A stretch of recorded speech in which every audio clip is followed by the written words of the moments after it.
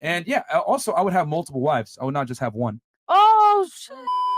Lately, I've seen this rather unfortunate trend of polygamy being romanticized by men in the quote-unquote right and in manosphere circles. You guys got to understand the uncomfortable truth here. Whether you guys want to accept it or not, women will share a man if he's high status enough and he has his shit together. I totally accept Since that. the beginning of time, Mm-hmm. since the beginning of time, women have shared men.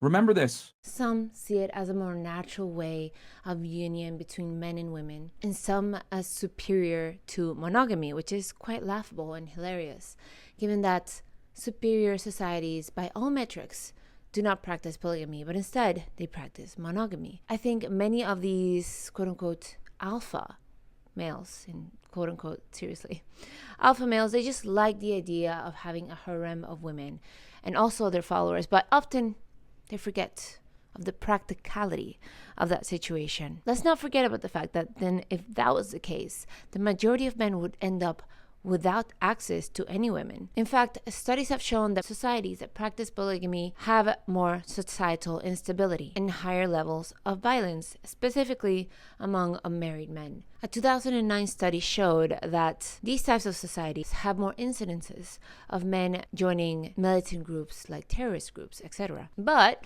let's just say if some people insist on having their society follow a polygamous model, let's not be surprised if it leads to their downfall. Polygamy is completely acceptable in Islamic culture. Oh, I know. I was going to say. Which leads me to the story of how polygamy was a big part of the reason why the Spanish were able to kick the Moors out of the Iberian Peninsula once and for all, at least in medieval times. Who knows what will happen in modern times, but let me tell you the story of Isabel de Solis, otherwise known by her Islamic name, Soraya. Isabel was a Castilian noblewoman who was kidnapped very peacefully, of course, by the Moors during a raid. And I say peacefully because, as we all know, it is only the Europeans that colonize in violent ways. Everyone else, they do it very peacefully. Like the Moors, for example, they came into the Iberian Peninsula with a song and dance. Now,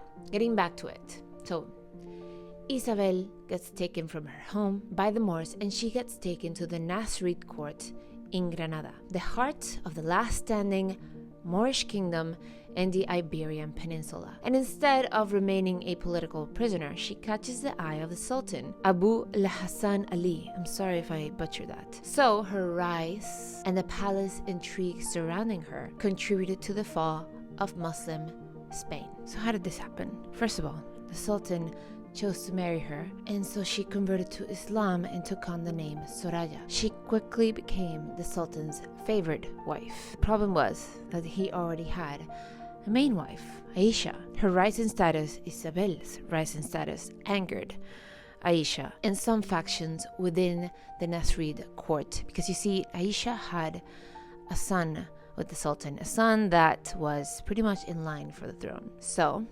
Aisha was not very happy about this new wife's newfound status. You see, polygamy in royal courts often lead to power struggles. There are wives trying to eliminate the children of other wives trying to eliminate other wives. Yeah, it can get messy. Aisha, well, she was feeling replaced, so she begins plotting against Soraya and against her husband. She turns much of the court against the Sultan.